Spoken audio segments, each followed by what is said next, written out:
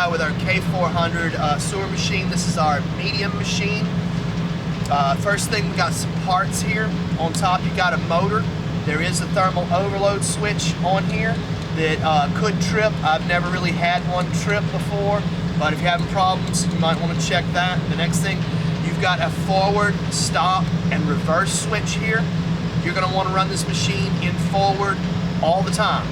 It has reverse, but that's in case you get stuck on something and you want to just bump it off of that, and then of course you're going to put it in forward again. But do not run this thing in reverse for long periods of time. That's just to bump it off of something.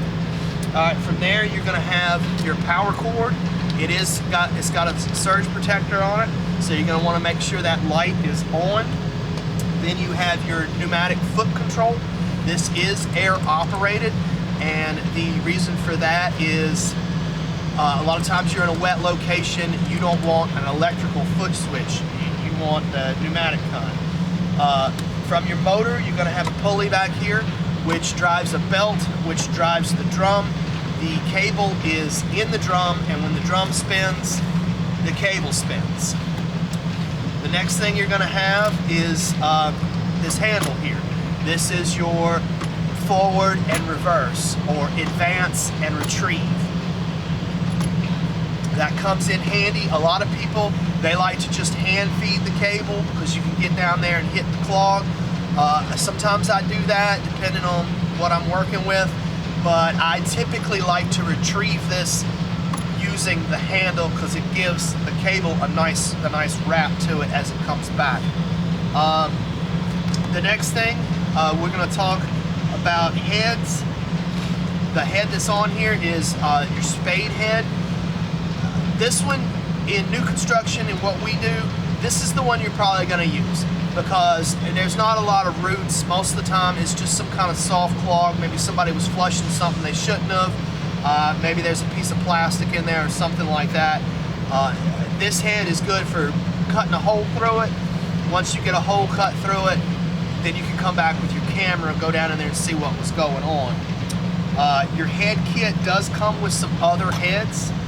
You got two different, what they call retrieval heads.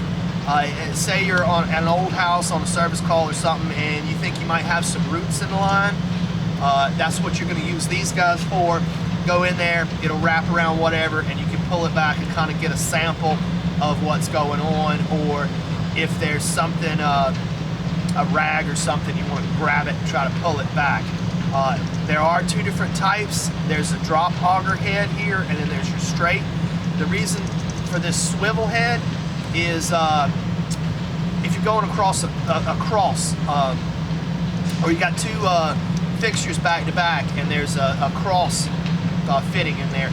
This is designed to go in and fall down in that fit, and then work itself down. Where this one, if you use this one on that type of application, it's probably just going to hop right across and then pop up in the other fixture. Those are your retrieval heads. I do have a smaller spade head here, but for what we do, this one's just fine. The other one that I have here, this one is actually for grease, for cutting grease out of the way. It will cut roots though, especially once it gets used a bunch. These edges start getting pretty sharp. Now, in order to change your head, there is a special tool. If you lose your special tool, a little bitty teeny screwdriver will work, or I've used a little small Allen wrench a couple times. But the way this is set up, it's got a sloped edge to it. You can put it in here with the point up and then twist it like that. It works really well. Take your head off. If you wanted to put one of these other heads on there, it would slide on, and then you have to push this little pin down. Push the pin down, slide the head on. Pretty much ready to go. That's about it for your heads. There are a bunch of different specialized ones. There's some that are specifically for cutting roots, but we don't really do that a lot in new construction. The next thing, gloves. You're going to have gloves. Now, these type rubber work gloves, this don't work too well because this rubber can get pinched in that spring, and it's going to take you with it. plain latex rubber gloves. These don't work too well either by themselves, because here again, that plastic can get caught in there. Of course, the good thing about these is they will rip and tear off, but you'd be surprised at how strong these things are when it's caught around that. Rigid, in their owner's manual, this is what they suggest, is that you use your latex rubber gloves. This is to protect you from whatever might be down there. So they're going to want you to go ahead and put those on.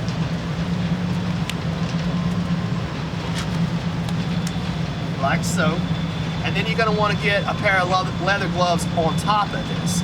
Now, I like these because they're nice and tight fit. No loose stuff, but it doesn't matter. You can get some of those cheap just work gloves, leather work gloves, but something, you're going to want leather. Now, they do have a thing called a staple mitt, which is like a mitten with a bunch of little staples in it, and those tend to work pretty good, but they're hard to come by. They're hard to find. You might have to order one from Rigid. All right, the next step in our process here, we're going to go ahead and plug this guy up. Plug him into the power cord. It's got a little red light right there to tell you the power's on. Of course, there is a test and reset button. Should be pretty familiar with those guys. Now, this is called a foot pedal, but most of the time you're down here on the ground working with this thing, and I typically just use my knee to spin that guy. Works pretty well. I mean, you could get your foot over there, but either way.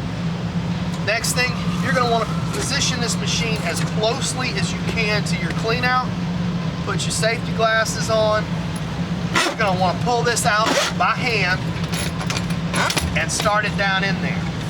You want this machine as close as possible to the drain you're working with. And you want to watch out for it doing stuff like that. If it starts doing stuff like that, stop what you're doing, back off the cable a little bit, because this can twist, and trust me, these things will hurt you.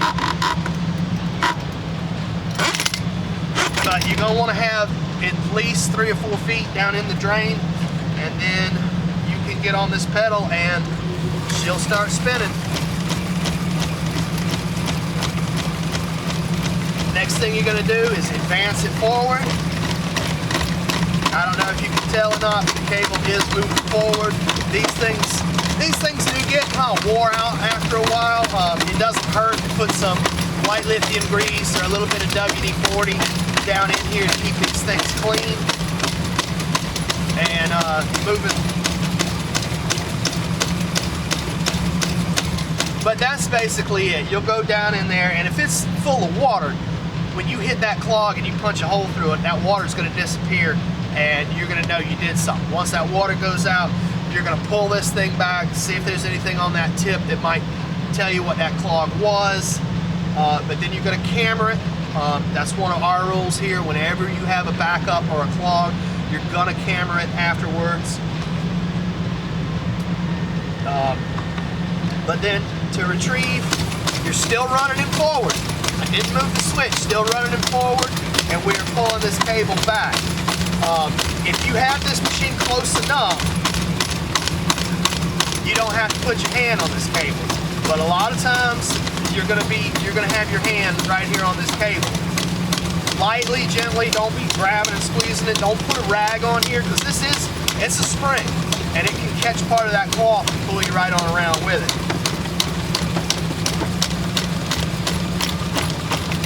But watch it come back, watch it spin. It's getting right about there.